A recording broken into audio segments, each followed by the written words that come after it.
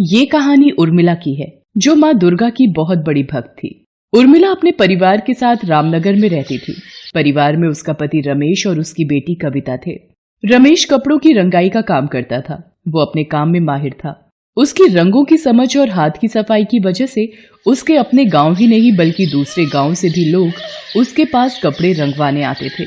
ऐसे ही एक दिन, अरे भैया रमेश, घर में हो क्या? जी मालिक, अभी आया। जी बताइए। भैया, ये मेरी बेटी की चुनरी है। पता नहीं कहाँ से ये दाग लग गया इसमें। एक काम करो, इस सफेद रंग की चुनरी को लाल रंग में बदल दो। जी बिल्कुल, जैसा आप कहें। आप शाम को आ जाइए, मैं तब चुनरी बिल्कुल तैयार रखूंगा।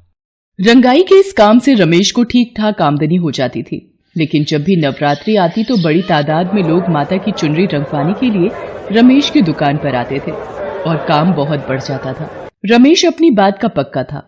वो तय वक्त पर ग्राहकों को उनके कपड़े देता था। एक बार फिर नवरात्रि आने वाली थी। रमेश को काम में उलझा देखकर उर्मिला ने उससे कहा, अजी सुनो, अब बहुत हो गया, चलो अब खाना तो खा लो। सुबह से शाम हो गई, ऐसे तो तबीयत खराब हो जाएगी आपकी। उर्मिला, ये सारी की सारी माता की चुनरी हैं, वक्त पर देनी होंगी ना? हाँ, तो माता ने ये थोड़ी ही कहा है कि खाना पीना छोड़ दो। मुझे कुछ नहीं सुनना, खाना तैयार है, चलिए जल्दी से। अच्छा ठीक है, चलो मैं चलता हूँ। रमेश और उर्मिला का जीवन ऐसे ही हंसी खुशी से बीत रहा था। दोनों माँ दुर्गा के भक्त थे। कितना भी काम क्यों ना हो, लेकिन दोनों ही माँ दुर्गा की पूजा सबसे पहले करते थे। ऐसे ही वक्त बीत रहा था और माता की कृपा से रमेश के पास काम बढ़ता जा रहा था, लेकिन होनी को कुछ और ही मंजूर था। एक दिन जब रमेश बाजार से कुछ सामान खरीद कर लौट रहा था, तभी एक तेज रफ्तार ट्रक ने उसे कुचल दिया। हादसा बहुत भयानक था। रमेश की मौके पर ही मौत हो गई। इसके बाद तो जैसे उर्मिला की दुनिया ही उजड़ गई। रमेश की मौत के बाद से ही सारे ग्राहकों ने कपड़े रंगवाने के लिए आना बंद कर दिया। उर्मिला की माली हालत खराब होने लगी, यहाँ तक कि खाने के लाले पड़ने लगे। तब उर्मिला ने फैसला किया कि अब वो रमेश के काम को आगे बढ़ाएगी और अपना और अपनी बेटी का पेट पालेगी। उर्मिला सबसे पहले माता की प्रतिमा के पास गई और हाथ जोड़कर बोली, मुझे आपका आशीर्वाद चाहिए माँ, ताकि मैं इनके काम को आगे बढ़ा सकूं। मैं और मेरी बेटी बेसहारा हो गए हैं, हमें सहारा देना माँ। उर्मिला काफी देर तक माँ दुर्गा के सामने हाथ जोड़कर बैठी रही। नन्ही कविता भी उसके साथ माँ से प्रार्थना करने लगी। फिर उर्मिला ने रमेश के तरीके को याद करते हुए कपड़े रंगने शुरू किए। काफी मेहनत के बाद आखिरकार उसके हाथ में भी रमेश वाली बात आ ही गई। अब वो खुद ही कपड़ा खरीद कर उसे रंगती और फिर उससे सुंदर सुंदर माता की चुनरी बनाकर उन्हें बेचती। लोगों को उसकी बनाई हुई चुनरियां पसंद आने लगी, तो धीरे धीरे लोग खुद भी उसके पास कपड़े रंगवाने आने लगे।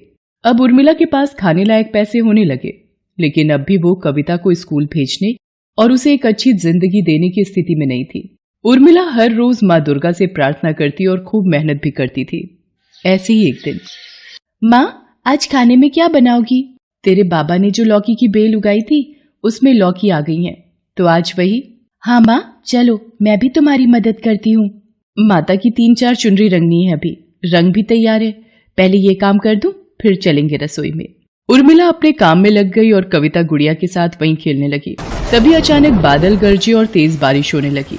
उर्मिला ने कविता को आवाज लगाई, कविता बिटिया जरा एक काम तो कर दे। हाँ माँ बताओ।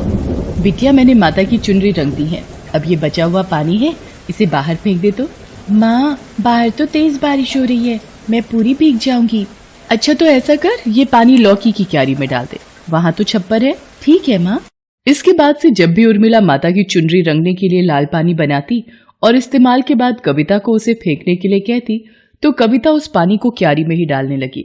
उर्मिला ने भी ऐसा करने से उसे नहीं रोका। कई दिनों बाद जब उर्मिला खुद क्यारी में पानी डालने गई तो उसने देखा कि लौकी के बेल के पत्ते कुछ गुलाबी से हो गए हैं। उर्मिला ये देखकर चौंक गई और फिर उसने कविता को आवाज लगाई, कविता जल्दी इधर आ, देख तो ये क्या हुआ है। ये कैसे हो गया माँ? लेकिन लौकी तो हरी ही है। अरे पगली, जब से दुनिया बनी है तब से लौकी हरी ही होती है, लाल थोड़ी ही होगी। माँ की बात सुनकर कविता जोर जोर से हंसने लगी।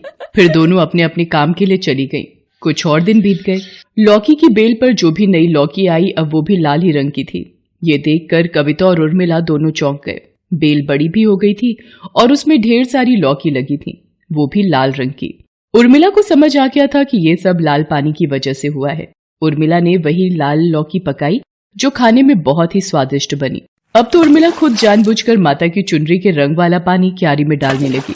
धीरे धीरे उसकी लाल लौकियों की खबर गांव में फैल गई और लोग उसके घर उन लाल लौकियों को देखने आने लगे।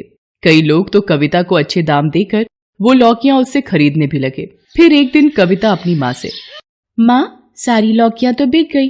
हाँ बिटिया, कमाल की बात है ना, इन लौकियों से तो 2 दिन में ही इतने पैसे मिल गए जो कपड़े रंगने पर कई हफ्तों में भी नहीं मिल पाते थे। माँ क्यों ना हम और लौकियां उगा लें बेचने के लिए। उर्मिला को कविता की बात ठीक लगी।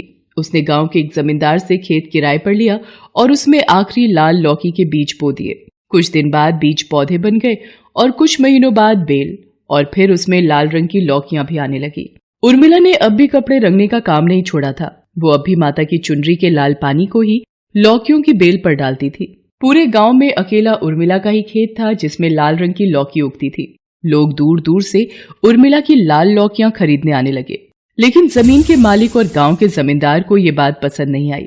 उसने अपने लठैत उर्मिला को डराने के लिए भेजे। उर्मिला सुन, आज से ये खेत जमींदार का है, भाग जा यहाँ से। भाग जाऊं? पर क्यों? मैंने पूरे साल का किराया दिया है और कितनी मेहनत के बाद जाकर फसल आई है। मैं कहीं नहीं जाऊंगी। जुबान मत लड़ा, जमींदार ने कहा है तो सीधे से मान जा, वरना। माँ को धमकी देने वाले लठैतों पर कविता को बहुत गुस्सा आया और उसने पत्थर उठाकर दोनों के सिर पर दे मारा। दोनों के सिर से खून बहने लगा और वो कविता की तरफ दौड़े। तब तक कविता और उर्मिला भी अपने घर की तरफ दौड़ पड़े। कविता को अंदर धकेल कर उर्मिला ने अंदर से दरवाजा बंद कर लिया, लेकिन जमींदार के वो दोनों लठैत दरवाजे को तोड़ने की कोशिश करने लगे। तभी उर्मिला ने वहां पड़े लाल रंग के पानी को देखा। उसने दरवाजा खोला और दोनों की आंखों में माता की चुनरी का वही पानी फेंक दिया। दोनों लठैतों की आंखें जलने लगी। उर्मिला ने कविता की मदद से दोनों को बांध दिया और फिर सरपंच को बुला लिया। देखिए सरपंच जी, ये जमींदार और उसके लठैत मुझे और मेरी बिटिया को मारने आए थे। क्यों भाई जमींदार, पैसों के लालच में इतना गिर गए हो कि एक विधवा और उसकी छोटी बच्ची को धमका रहे हो? हैं? जो हुआ पूरे गांव ने देखा, ये बिल्कुल भी ठीक नहीं है। अरे मैं तो गांव की भलाई के लिए रोक रहा था। ये बड़ी चालाक औरत है सरपंच जी। आप ही बताओ, भला लौकी भी कभी लाल हुआ है? इसने कुछ गलत मिलाया होगा बीज में या फिर मिट्टी में। लोग भी इससे खरीद कर लौकी खा रहे हैं, कहीं बीमार पड़ गए तो। नहीं सरपंच जी, ये बिल्कुल भी सही नहीं है। मैंने कुछ गलत नहीं मिलाया है। ये सब माता रानी की कृपा है। उनकी चुनरी रंगने के बाद जो लाल पानी बचता है वही डालती हूँ मैं अपनी फसल में। देख लिया ना, अब खुली ना इसकी पोल। लाल रंग का पानी डालती है तभी तो लाल होती है लौकियां।